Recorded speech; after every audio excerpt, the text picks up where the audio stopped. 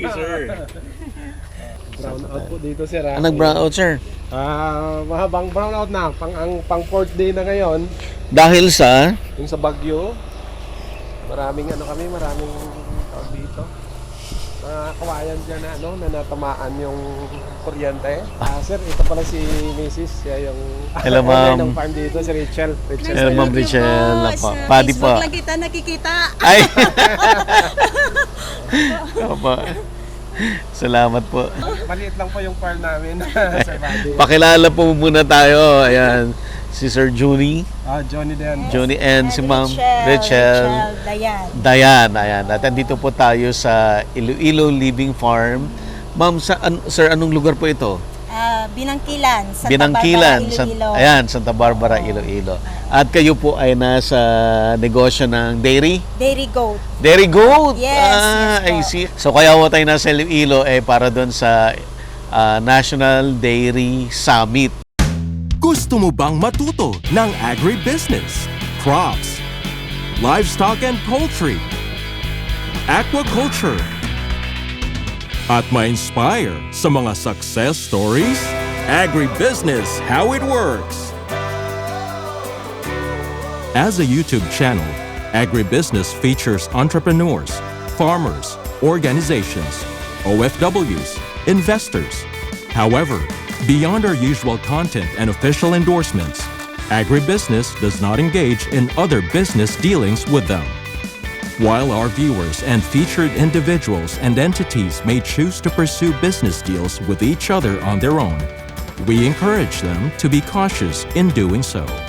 Sige ma'am, mag-tour po tayo. Apo. Kasi dito walang orientation, diretso ka agad. Alam niyo naman siguro kasi nanonood ka. Live po ba ito? Ay, hindi naman Ay, po. hindi Hindi naman. naman. Oo. So, ma'am, bigyan niyo naman kami ng background. Paano kayo napunta sa Dairy Goat?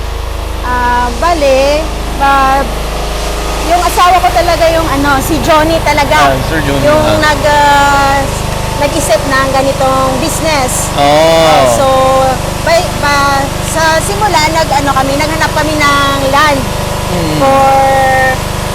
for itik, yung duck ba, na pwedeng pangkuhanan ng mga itlog for balot.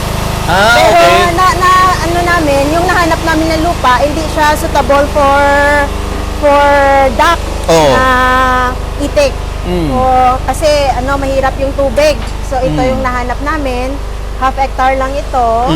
Then nakikita namin na na maganda yung opportunity ng dairy dito sa Iloilo. Sa Iloilo. Kasi parang naisip namin na pwede kami yung magsimula ng dairy industry dito. Anong year po yan, ma'am? 2016. 2016. Oo. Pero nag-start kami ng paggawa nito 2017 na. Okay. Oo. Then, bali, nag-start kami sa 33 heads. Oo. 30 na dough yun. Then, tatlong bulugan. Back. Opo. Okay. So, galing yon sa Davao, Cebu. Tapos yung namin, yung back namin, most of them galing sa Alaminos Goat Farm. Doon pa sa Luzon? Luzon pa. Then we have one imported goat galing US. So, nung nag-start kayo, upgraded lang siya or pure agad? Pure breed na talaga. Wow, ang tapang niya. Ang tapang nila, ma'am. Naman, kasi yung reference namin or yung nakuha na namin ng idea, nakapunta kami sa Singapore. Okay. Kami kasi ng Singapore. OFW kayo before? Kami. Ano po kayo sa Singapore before? IT? Dalawa kaming engineer, electronics and communications engineer. Bali, he worked as test development engineer. Ako naman ay manufacturing technician. Oo, yun yung trabaho namin. Yun yung doon. work nyo. So, totally walang kinalaman ito, farming sa career ninyo? Wala talaga. Pero, syempre, naman kami, mga farmers naman yung mga parents namin. Okay. So, then siya naman is, nung maliit pa siya, nag-aalaga na talaga. Siya yung na talaga sa farming na, nag-skip din siya ng school, then, para lang mag-alaga ng itik. Kaya So, pala sabi niyo itik yung gusto niyo. Yes, kasi parang na ano na niya, Umpisan. 2 years na yon na siya yung nag-aalaga ng itik. So parang may idea na ba siya kung ano yung mga kailangan niyang gawin. Pero yun nga, nakita namin yung yung sa Singapore na Hey Dairies Farm naman yun. Nakikita namin doon na pwede rin namin gayahin. Paano niyo dito. nakikita yon? Meron kaming friend na syempre nagbabike-bike siya, nakikita niya. Ano yung tawag kasi nila, countryside. Doon yun yung mga goat farm. Which is din sila, dairy goat farm din siya. So Then, nakikita niyo doon. nakikita namin doon. So ilang beses kami bumabalik doon para din namin dito, magaya namin. Pero nakikita ninyo, mababa lang yung Okay. shelter namin. Kasi doon, mababa din. But they are feeding the goats with the hay. Hey, sa kanila. Na dry na ba siya? Yeah, So oo. here, fresh siya yung binibigay. Most na binibigay natin is fresh. Kung hindi man fresh, naka-corn silage yun, naka-ferment na. So ang mahirap dito pala is yung pupo, yung manure nila, mahirap i-push. Kunin. Oo, kasi hindi siya madaming content ng matubig ba na ang moisture niya. So doon naman sa kanila mabilis lang. Kasi dry. Yes, oo, kasi kahit i-pressure wash lang nila, mabilis na yung nagpo-float na yung yung pupo. Ganon. Oo. Yes. Bakit hindi niyo in-adapt yung dry? Iyon ang nakikita niyo doon. I think dito kasi sa Yung availability ng pagkain. Oo. Before kami nag-start, hindi kami naka-prepare ng forage development namin. So hindi kayo nakapagtanim? Hindi kami, may tanim naman kami, pero hindi pala enough. Hindi enough. Kasi yung dairy goat is kailangan nila malaking din. Malalaki kasi sila So malaki din yung kailangan nila na food. Akala namin enough na ba na pang-start yon. So we rented lot idle lands para lang taniman ng mga indigofera, mulberry para sa kanila. Then ngayon nag-a-adapt kami ng paggawa ng corn silage. So yung mga land na yon tinataniman na namin ng corn. So ilang years na bali kayo nung nag-start kayo? Nasa 5 years na? No, 7 years na kami. 7 This years na 2024. kayo. Yes Okay. po. Gaano kabilis yung progress nyo? Gaano kabilis dumami yung goals ninyo? For the first 2 to 3 years, hindi kami nagbenta ng doling. Oo. Talagang Init- inold namin yon para lang mag-multiply sila. So, dahil nga naman sa pandemic na nagdaanan tayo ng pandemic, hindi naman namin nasabi na nag-grow talaga kami. Actually, ngayon lang din naman kami siguro masabi na medyo nakaluwag-luwag na sustain na yung Okay. syempre yung mga pakain, yung mga sahod sa tao, yun. So, naman siya na hindi naman masabi na malaki na yung profit namin kasi patuloy pa rin yung paggawa namin ng mga shelter nila, pinapaayos din kasi Pero may profit na. may profit na yun. Yan ang importante. Naka-profit naman. Oo. Yun ang importante. Pero ginagawa naman yun, hindi naman namin yun sinasabi na nilalagay sa ibang bagay, kundi dito lang din. Yes. Invest. Yes Okay. po. Ilan na po yung population ng goats ngayon? Ngayon, yung running numbers namin is 250 to 300. Pero nakalabas na kami ng ibang doling. So, nasa 250 na lang kami. So nagbebenta na rin kayo Nagbebenta ngayon? na kami ngayon. Yes. Okay. Ayun. So itong 250 na population ninyo, na-mention mo kanina na nung nag-start kayo, hindi kayo nakapagtanim. So, kumusta kulang. po ngayon yun? Na kami ng corn silage. Corn silage. Yung namin kasi, yung iba na nagtatanim ng corn, kunwari hindi nila mabenta as yung bunga niya. Binibenta na lang Kinukuha niyo na. namin. Then 3 pesos and 50 cents yung bili namin sa mga farmers. Then ginagawa kami yung Nagsa-silage yes, na. Oo. kami na So yun. walang problema sa supply ng corn. Wala na. Oo. Kasi yung dito, yung town namin, which is Santa Barbara, yun to yung ang main product dito is sweet corn. Ah, So 70 to 80 days old, pwede na namin ma-harvest yon. Kung hindi nila mabenta na as a bunga talaga. Oo, yun. So, hindi kayo nagpapatanim primarily for silage? Meron naman kaming Meron lupa din para ganon. ganon. Oo. Tapos yung naka-learn na rin kami na pwede rin pala yung Mombasa, which is ano yon, grass yon, Yeah. para sa kanila. Mabilis yung yield niya. Bali mga 2 weeks, 2 to 3 weeks, nag-ano na siya, nagdadahon na siya. Tanim nyo rin yun, ma'am? Yes po. Oo. Dito lang sa paligid. Oo. Ay, di maluwang ang taniman nyo.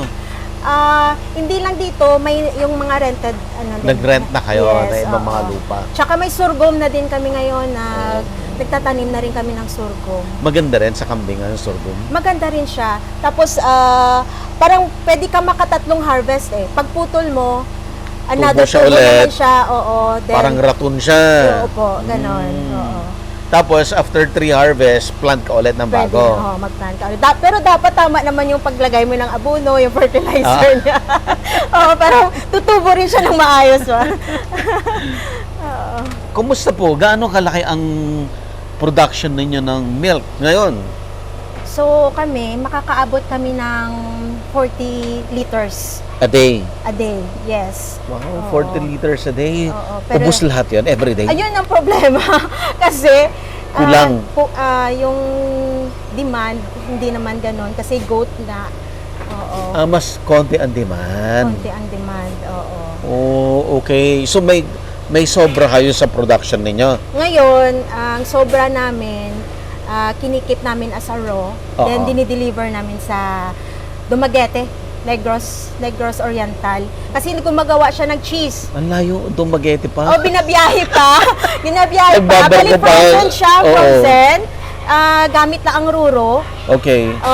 May Dumangas, Iloilo, papunta Oo. doon. Then, by land, I think it will take 18 to 19 hours. Balikan. makarating sa Dumaguete. Oo, ganun kahirap. Oo. So siya yung market nyo? Market, isang market Isang namin market. yun. Meron din na gumagawa ng Barquillos. Sa Doon Bacolod din? din yun, Bacolod. Bacolod naman. Bacolod naman. Then, Grabe.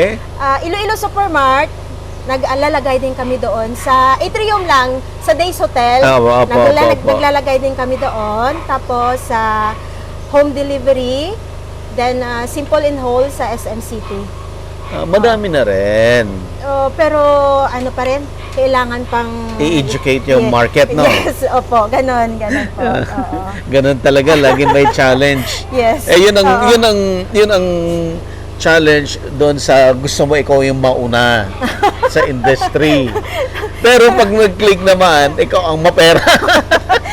Hopefully, maging mapera. Okay. Pero meron naman ditong meron namang before, I think matagal na yon, 30 to 40 years ago daw. Meron Oh. naman ditong mga dairy goats. Meron na. Pero yun ang Mga social native. media is very helpful talaga. Iba yung ngayon. Iba ngayon. So it's faster to sell. Yes, correct. Oo. Kasi Yung awareness, no? Mabilis. Oo, kasi katulad nyo. Katulad nyo po. Then yung diyan ka lang mismo mag-advertise. Makakakuha ka na ng customer. Mas cheaper ang advertisement cost. Yes, correct. Then, diba? actually, yung breeder goats namin is nationwide na tong benta namin. Oh, Hindi lang tawag na dito lang yung market mo. Oh, nationwide. Oo, nationwide na. Meron na kaming Pangasinan. Oh, Meron na kami dito doon. pa kukuha? Oo. Tapos, sa Davao. Davao. Mindanao, meron na. Negros. Oo. So nagko-complement 'yon, yung breeder at saka dairy. Mhm. Nagko-complement. Yes. Ano mas malaki kita? Ang breeder. Next question, ang please. Ang breeder talaga siya. Kasi nga, di ba nasabi ko sa'yo, Okay. hindi siya pala nagka-complement, no? Kasi yung breeder yung malaki eh. Oh. Oo, malaki yung cost ng breeder kasi. Pero hindi naman 'yon regular. Hindi siya regular. Hindi regular. Pero syempre, sabihin mo, yung market mo ng gatas, mahirap. Oh, Oo. I see. Oo. Kasi sa breeder goat is sa 6 months, doon ka pala makabenta. Oo, At least 6 months kasi yung namin, Oo. yung pagbenta namin ng... Actually, yung iba 4 months eh. Sa amin kasi 6 months. 6 Hindi months. namin hinahayaan na kaka-weighed lang ng goat. Tapos i-dispose agad. i-dispose na namin kasi ano din yun eh. May Malaki yung mortality. investment ng ano na Ng bibili. client, oo. Yes. Tapos nagre-recover pa lang kasi siya eh on that age. 6 months. Going back to dairy, ma'am. So, ubos naman lahat ng milk mo, no? Ubos naman. Ubos naman lahat. Ito na lang ginagawa kasi namin, sir. Kung wala pa itong sa Dumaguete na na kumukuha, yung mini-maintain lang namin yung 15 to 20 liters a day. Binabalik namin sa breeding. Binabalik namin yung goat namin sa Gamitin breeding. mo na lang sa breeding. Yes, oo. Tama naman. Para Parang walang nag-ano masayang. kami na binibase namin kung ano yung demand. Oo. So, binabalik na lang namin sa breeding yung ano. Pero kung dahil nagkaroon yung Dumaguete, Pwede. ubos. Ubos. Oo, ubos siya. Oo. Hindi ka nakaisip na ikaw mag-process ng sarili mong milk into value adding? Actually, matagal na itong R&D ko. Ako kasi yung naka-assign sa R&D din. Okay. So, naka-training na din ako sa D3. So, may nakuha ako doon. So, nag-ano ako ng mga flavored milk. Flavored milk. Flavored. Meron ka na. Meron na ako. Saan mo Flavored. dinidispose yan? Merong mga trade fair, mga exhibits. Oo. Okay. Oo. Kasi ngayon, parang bukas na ba sa yung ano natin, yung community natin bukas na, parang tapos na din yung pandemic. Parang dito ko nakikita na pwede. Pwede ka, dito ka nababawi. Oo, dito na ako babawi. Todo-todo. Yes. Oo, todo. Kasi nga, nung dumating kami dito, 2020, lockdown pa eh. Lockdown pa. So, ayan, nagpababa kami ng price. Noon. Dati, 200 liters. 200 pesos per liters. Ngayon, 130 pesos per liters na lang.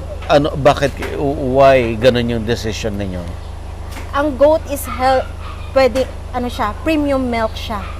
Pero, sa 200 na yon, konti Masyadong lang. may kaya lang. May kaya lang. Ang may maka-afford. So, mga Nubian goats ito, wala kaming ibang lahi. Nubian is best for dairy.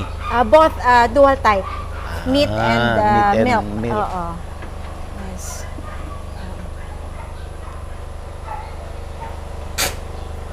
Madali bang i-manage? Kasi full confinement. Ang mahirap lang is syempre yung tao, sa tao. Kailangan mo pa. Ilan ang tao mo dito, ma'am? 8 ngayon. So, yung dalawa sa kids rearing yun. Tsaka na tumutulong dito sa mga household. Then, the rest, ano na yon, dito na. Sa goat breeding na sila. So, yun, Mas magsahod. matrabaho ang breeding and dairy. Kasi ang dairy, kaakibat niya yung breeding eh. Wala Yes. kang milk pag wala kang breeding, di ba? Tama po, tama So, mas mahirap ito kaysa sa, let's say, fattening lang. Ganyan. Hindi pa namin na-try, pero subukan namin. Hindi ko pa masabi kung ano yung difference ng dalawa. Oh, I pero, see. Talagang dairy kasi talaga. dairy na lang muna kami. Pero nagbebenta naman kami ng pork calling. Binibenta namin as live weight, 200 As live pesos. 200 pesos per kilo. Sino mga bumibili no, ng live weight? Yung mga Mga karinderya? restaurants. Yes, doon talaga Restaurants. namin binibenta kasi mahirap na yung pagsaiba eh. Kasi yung nire-release namin minsan hindi na ibig sabihin na talagang ano siya eh. Talagang pork calling eh. So yung iba ginagawa pa nilang breeder. Talaga? Oo. So, Kaya dapat diretso para ano. Oo. So makabalikan kami. Anong mga challenges nyo pa dito? Masasabi ba natin na nakaalis na kayo sa birth pain stage of the business o andun pa? Learning pa din. Learning pa rin. Learning pa din. Kasi sa 4 years na yon, ano pa kami eh, may na ano pa kami na challenge kasi eh. Ngayon pa lang kami nakalabas sa challenge na yon. Ano yung challenge na yan? Ano kasi yon, meron kasi kaming yung KAI, yung caprine arthritis encephalitis, sakit yun ng goat. Nagkaroon kayo na... Nagkaroon kami okay. noon. Then, now we producing negative na. So, doon kami nakabawi. Nung Hindi kasi, nag-negative. yes, hindi kasi kami makabenta pag positive yung... Breeder kasi kami. I see. But at least nagagamot pala. Yun yung, grabe yung tawag namin. Nagagamit namin yung engineering doon. Kasi trial and error yun eh. Para, oo, yun. Grabe yung pain na Matagal. matagal kasi ikikip mo lang yung yung mother. Mm. Yung ma-produce mo dapat ma-produce mo dapat negative. So paano mo Pero yun? posibleng mag-positive yung anak. Hindi sa namin sa na experience namin out of 50 mga isa meron isa. Hindi naman na zero talaga. Okay. At least pwede mo na mabenta yung 49, 50. Isa na lang yung Ang i-retain mo. Oo. Pero hindi affected ang yung nila, yung panganganak, Hindi naman. yung breeding mo, yung milk mo. So far, hindi. Hindi. As long as you will give them enough food. Oo. Hindi yun lalabas. Lalabas lang yun pag yung feeding management mo, yung pag-alaga mo sa kanila, hindi enough ba yung pagbigay mo ng pagkain. Oo. So, Ano to? For repair? for repair na to, so isa tong expenses mo. Expenses? Kasi for 7 years na namin, eto na yon. So, dapat pala, kung magawa ka man ng shelter, hindi dapat ito yung material mo. Kasi mabilis siyang mag-rust. So, mas maganda na ka na lang, kahoy. Kahoy na lang. Then, nakikita nyo po yan, may problema siya kasi yung mismo, yung niya, dito, yung ginamit mong... yung poste, is made of ganito din. So, nagraras siya. Kinakalawang siya sa ihi nila. Oo. I see. Sa goat kasi pati pupo nila binebenta din namin dito. So, Sino bumibili? yung mga organic farmers. Organic farmers. Oo, kasi yun yung nila eh. Ano na to, mga nganak na siguro to by November. Oo. Ibig mong sabihin, ma'am, sama-sama sila lahat dito? Sama-sama sila, oo. Since birth, tinatanggal na namin yung mga anak sa nanay. So that's why meron akong Pa-feeding ka? Oo, battle feed na sila. Battle feed? Battle feed na sila. Oo. So yun, sinasahuran mo yun.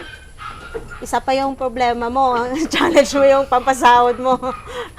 Kung lang, mismong dito lang, yung lang ba, yung mother lang mismo nagpapadede, so wala ka ng problema. Kaso, mahirap yon, yung mortality rate mo is mataas Malaki. din. Oo. Pag hindi mo ihiwalay, Hindi mo ihiwalay. mas malaki ang Mas mortality. malaki, oo. Anong cost? Nadadaganan niya? Ganun? Yes. Kasi kung anak is talaga pina-battle feed, alam nila na ay ito pala konti lang yung magdidi. Namomonitor. Oh, yes. Mahirap itong negosyo niyo, ma'am. Mahirap. Akala namin dati kasi dairy siya eh. May breeding ka. May milk, may processing ka. May marketing ka pa. Oo. Kami lahat kasi.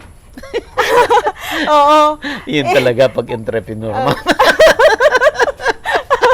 Oo. Kaya nga, yung sabi nila na pag magne-negosyo ka dahil sarili mo daw oras mo, marami ka daw oras, hindi totoo yan. Sabi kasi ng asawa Ubus ko. talaga lahat ng oras mo. Bago kasi kami umuwi dito, sabi niya, okay yun, uwi tayo. Pwedeng mag-utos-utos ka lang. Utos-utos daw ako sabi niya. Iba yung iba daw yung life Tama. namin dito. Iba yung magiging life namin dito. Ganon. Kasi may yun syempre, nag-study din siya kung Syempre na yun ideal yung Ideal. niya. Kaso nadaanan ng pandemic, ayun, syempre, sabihin mo, ano man ang plano mo, hindi mo pa rin hawak. Ganun talaga. Once na nag-start ka sa business, in any business, yung plinano mo, yung ideal, Yes, hindi yun eh. Dapat may plan B ka pala. Unless siguro nakarating ka na doon sa success. Ayan, ideal na yun. Oo. Tama. Tsaka pag sinabi mo kasing goat milk, iba din ang ano ng tao eh. Iba daw yung... Hindi pa rin talaga aral, no? Yes. Pero ano talaga to, goat is next to breast milk, mother's milk. So, yung mga anak ko, lalo na yung bunso, yun yung mahilig sa goat's milk. Nakikita ko maganda yung brain development niya. Although yung panganay, okay naman. Eto, mas malil... Eto, bata itong mga to. Yes, around 6 months pa lang ang mga ito. 6 months. Oh, so pwede na silang i-release kung ano. Nadaanan na. pa kami ng El Nino, 'di ba? Oo, ito lang, year na to. Naging mahal yung mais. Mais. Oo, instead of 3 pesos and 50 cents, umabot na Nakita mo ba yung furniture ko na ano, yung silage nila, yung may pambalot silang may ganon? baling, may Oo. bale sila Hindi, doon. yung baling, tapos binabalot nga ng plastic, Ng di ba? Na puti. Yung sa Batangas, kay Ruben. Rumsol. Yes, Oo. yes. Nakita ko syempre. Ganda, no? Yes. Pero ano yun? Ang cost. Doon ang question. Oh, well, dalawa, it's either you buy the equipment para ikaw gumawa or you buy the at least yun, hindi masisira yun kasi yung nakasako-sako Sa amin kasi sa drum. sa drum. Tsaka ano yun, tama, napaka-laborious ba. Pero magandang idea yun. May Magandang idea. mga nakakita nun, sir, is talagang nag-spread na yung na ganun yung technology. Bagong technology yun po, sir, no?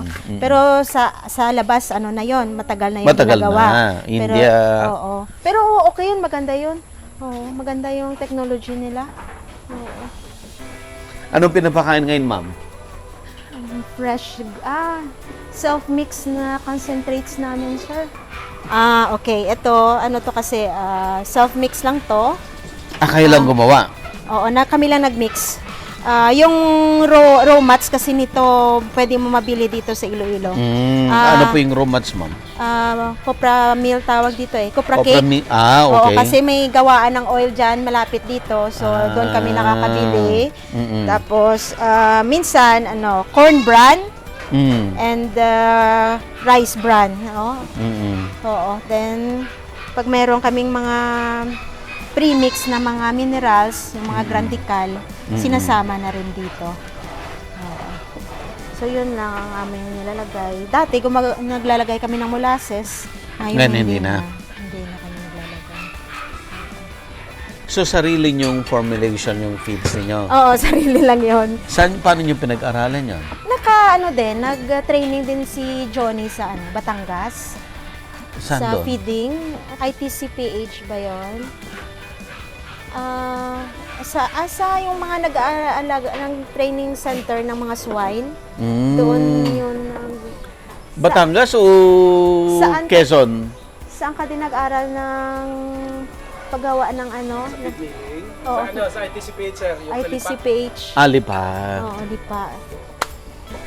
So, kailangan mo rin kasi yun. Hindi lang, Malaking matitipid. sa cellphone. Pag sarili niya. Lower than 70%. Ano laki? 70%? Oh. Agribusiness merch is now available on Shopee and Lazada. Agribusiness, how it works. Instruct, inspire, succeed.